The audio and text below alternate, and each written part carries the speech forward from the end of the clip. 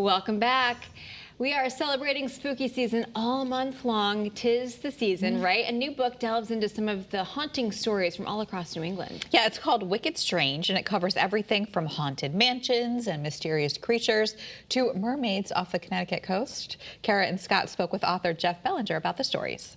Do we have mermaids off the Connecticut coast? One, if you're to believe the news reports. Okay. Yeah. Back in the early 1900s, Stratford Point Lighthouse. Okay. Theed Judson was the lighthouse keeper for 40 years, and he reported to the news that he had seen a mermaid. Oh my gosh. He thought no one would believe him, so he snuck up trying to catch her. This is all according to the news report.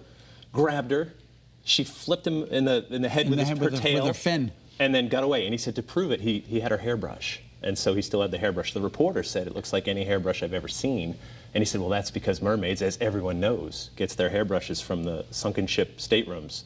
So, of course, it looks like a human hairbrush. Oh, my God, how funny is that? Oh, my gosh. I'm just the messenger. Yeah. No, that's incredible. Tell us about Wicked Strange. It's about all the communities in Connecticut and everyone? All of New England. All of New England. Each New England state gets its own chapter, equal footing. So we cover ghosts and monsters, cryptids, strange legends, things that bump in the night, roadside oddities, eccentrics, anything weird that sticks out.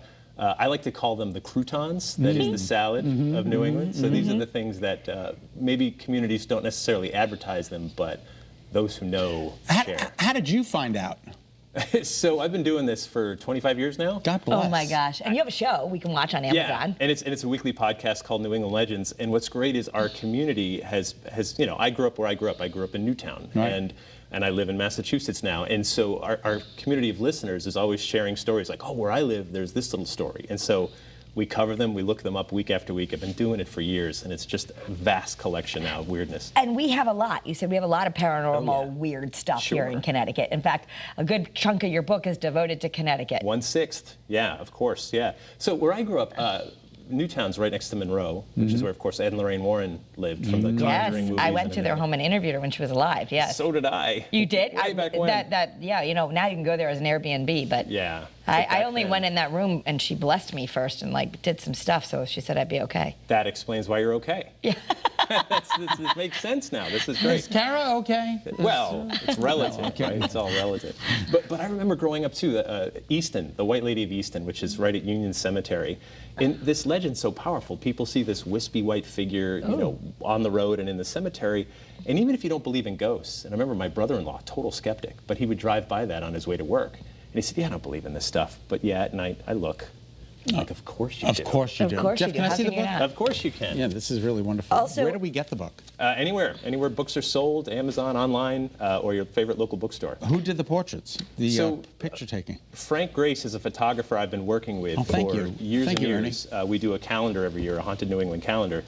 And so we've talked about forever just partnering up to do a book. And so Frank took It's the really a pictures. beautiful job. I mean, this is a really nice book. English Jack, you the look Hermit of the surprised. White No, Mountains. you know, who are you, Jeff? Yeah, No, I'm well, kidding. I know, right? And let me just tell you one thing. If you ever want to get on this show, have your mother beat you down. Nancy Belanger, it's her birthday today. She's behind the scenes. She beat me down until I booked you on the show. Yeah. Until Kate my booked God. you. No, we're so grateful. Relentless. No, I'm thank so you. happy that you're here. Yeah. Okay, so there's so much stuff in here. Let's just talk about, I know the Mark Twain House is hosting its ghost tours, but that's in your book, that the Mark Twain House is haunted. Yeah, so Mark Twain wrote some of his greatest works in Hartford. And of course, he's a riverboat man from the Midwest, but Hartford was his home.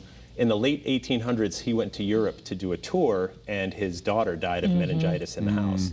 And so she's the ghost that's most commonly referred to in the house. But Twain, of course, old Sam Clemens, is also said to be there. And when you go in that house, I mean, it's a gorgeous mansion, but it's also, it feels like a home.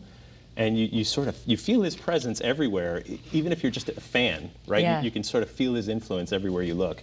It's an incredible place, and it's like stepping back in time. Oh my gosh, I love the Mount Washington Hotel, but it says in here that it's haunted. Yeah, Of course. I guess you can't go anymore. No, exactly. What? What is your favorite? Do you have a favorite? Like, so many. Do you have? I know. Oh my goodness. So I did a story about the Vermontosaurus. A Vermontosaurus. Vermontosaurus, which was actually, it's a roadside oddity. A winter storm had crushed a barn.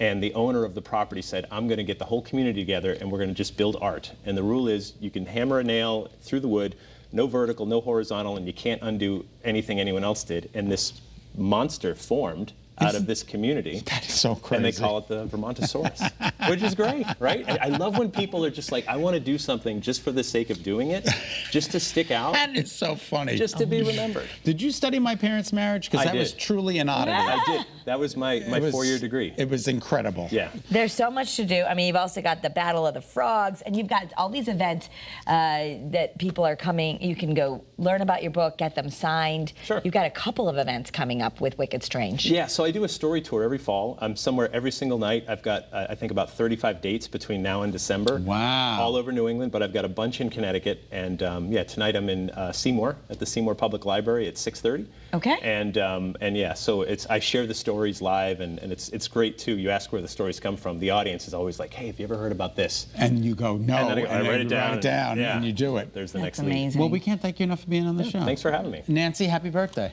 Happy birthday, Quick, Mom. come on in here. Yeah.